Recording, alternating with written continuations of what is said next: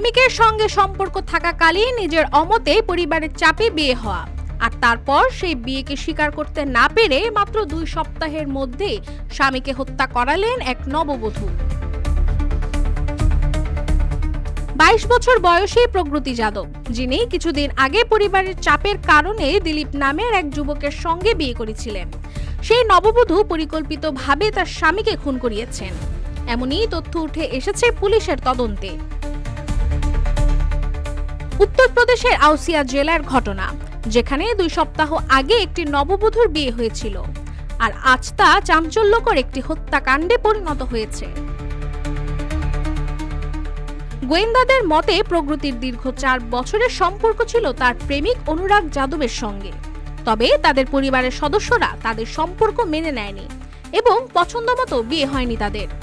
চলতি মাসের 5 তারিখে পরিবারের সিদ্ধান্তে প্রগতি যাদবকে দিলীপের সঙ্গে জোর করে বিয়ে দেওয়া হয়। এই সিদ্ধান্ত প্রগতির জন্য ছিল এক বড় চ্যালেঞ্জ, কারণ তার মন তখনও তার প্রেমিক অনুরাগের সঙ্গেই ছিল।